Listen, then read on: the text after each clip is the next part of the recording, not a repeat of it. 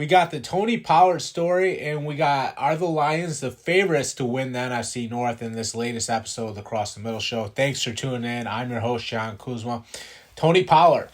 What's going to be the difference between Ezekiel Elliott and Tony Pollard? Well, Ezekiel Elliott was an interior runner, did some of his best work between the tackles, but Ezekiel Elliott was getting older. He was starting to lose a step. So one of the main differences is Tony Pollard is going to be more explosive. He's going to have more bursts. He's going to be better on the perimeter.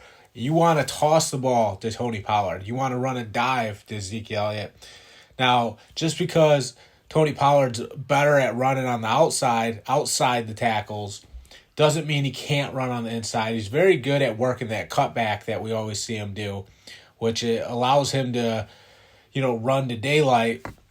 So Tony Pollard's a good football player, and you can do a lot of things with him. You can swing him the football. You can run him screen passes. He's almost like an Alvin Kamara type player where he's got a lot of acceleration, and he's versatile in how you can use him, almost like a switch army knife. That's why the Cowboys are going in this direction. They choose to go with Tony Pollard over Ezekiel Elliott. Tony Pollard's going to carry this team from here on out. I'm excited for Tony Pollard. Not that Ezekiel Elliott wasn't a great running back. He was. I think only Derrick Henry was more productive over the last decade. So Ezekiel Elliott was a terrific football player. Regardless of what some Cowboys fans might say, it was just Tony Pollard's time. Running backs in the NFL have a short lifespan. Tony Pollard was ascending. He's ready to go. It's just his moment. And, the guy's going to be terrific for the Cowboys. I'm telling you that right now, just because it's like he's been shot out of a cannon every time he takes a handoff. I mean, he really has a lot of burst, and he really can leave people in the dust. He's got a little bit more of that going the distance speed than Ezekiel Elliott has, so Tony Pollard's a lot more likely to go the distance and score a long touchdown run than Ezekiel Elliott is. So that's why the Cowboys have to go in this direction. I think it's just better for the team at this point to give the majority of the handoffs to Tony Pollard. Ezekiel Elliott, we don't know what's going to happen with him, where he's going to wind up, what team he's going to play for. But, it's Tony Pollard's team as far as the Cowboys go. He's got to, step up and make the most out of this opportunity. We saw Alvin Kamara in a similar situation when he had Mark Ingram as the number one. Alvin Kamara was the number two. Eventually took over for Mark Ingram. It's the same exact situation with Tony Pollard and Ezekiel Elliott. Ezekiel Elliott was in Mark Ingram's role as the number one. Well, now Tony Pollard's ascending to that number one role. It's his team. He's got to show that he belongs up there with the top running backs in the league. I think he's more than capable of it. I think he's already shown that he's one of the better running backs in the league by what he did last year as the backup, even the last couple of years as the backup. Just a guy that can do so many things, a guy that brings so much to the table for the Cowboys.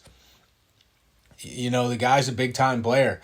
They wouldn't be getting rid of Ezekiel Elliott and turning to Tony Pollard unless they felt very, very confident in Tony Pollard. Obviously, that's the case because the guy has it all. He's the total package. What a draft pick that turned out being for Jerry Jones. They get him out of, what was it? I think they got him out of Memphis.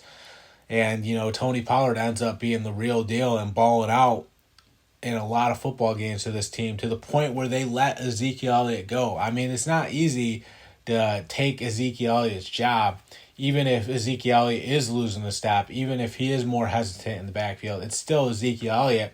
Tony Pollard was good enough to do that. That has to tell you something. They just couldn't keep him on the sidelines anymore. He was too good to be on the sidelines.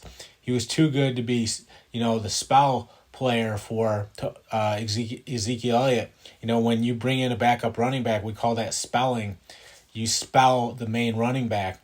Well, they didn't want to spell Ezekiel Elliott with Tony Pollard anymore. They wanted Tony Pollard to be the main guy. That's what's happening with the Cowboys. It's Tony Pollard's team, and now Tony Pollard has to go out and show that he can be one of the top running backs in the league. I got him going for 1,000. I think there's no doubt he's going to go for 1,000. I think he's going to do perfectly fine in that number one running back role. The other story is, are the Lions the favorite to win the NFC North? Aaron Rodgers isn't in the NFC North anymore. He's with the Jets in the AFC East. The team that was the team to beat was the Vikings.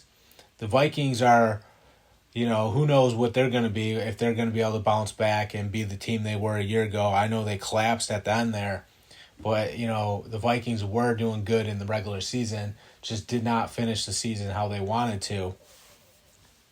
So are the Lions the favorite to win the NFC North? To me, a lot of this can be traced back to Jared Goff.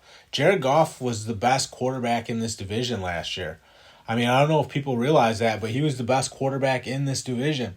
So a lot of the Lions' success can be traced back to him, Amon-Ra St. Brown. Those guys really stepped up for this Lions team. So we're going to see if they're good enough to be the top dog in the NFC North. I mean, I think it's going to come down to probably them and the Vikings again. The Vikings are a good team. They're a regular season team, but they can stack wins. They proved that a year ago. So it's going to be hard to win the NFC North for the Lions. It's not going to be a cakewalk. But, they should be ahead of the Bears. They should be ahead of the Packers. To me, it's Lions and Vikings coming down to the wire to see who does what, who walks away with this division title. I think the other team that might get into the hunt might be the Bears, because we're hearing Justin Fields has been doing so good. We'll see, though. We're going to see. It's going to come down to Jared Goff. Can he build on the season that he just had? Can he keep balling out? Is he going to throw the football all over the field like he did this past year? I mean, to be the best quarterback in your division, that says something. I mean, the guy was throwing the ball all over the place.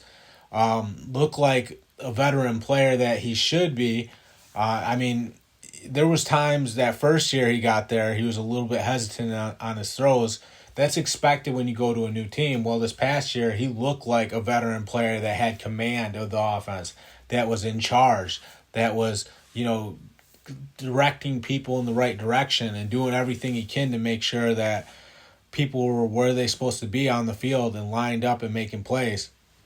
That's Jared Goff. I mean, Jared Goff can be that guy. He's more than capable. We saw all the success he had with the Rams, going all the way to a Super Bowl, making a ton of big plays. So we're going to see. The Lions are right there. This is the closest they've been in a very long time. I think you got to go back like a long, long time. I think it might have even been the 90s the last time they won the division.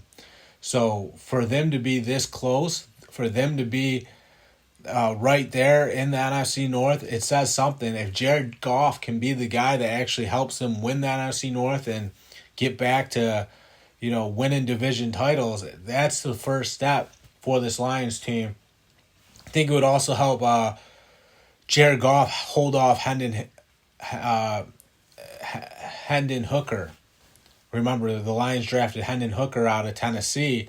So if Jared Goff wants to hold off Hendon Hooker, then he really has to perform well. He has to earn another contract and show that he is the real deal for the foreseeable future for the Lions.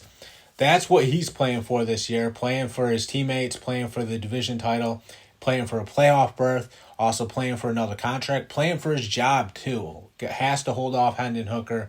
That's going to be a big goal for him, because we're hearing that Hooker has been very good at OTAs.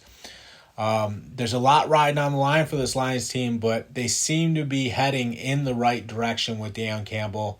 They seem to be getting closer to maybe winning a division title, and at least, ending that negative streak they've had going on in the division for such a long time. Remember, the Packers have ran that division for such a long time with Aaron Rodgers there and Brett Favre before that.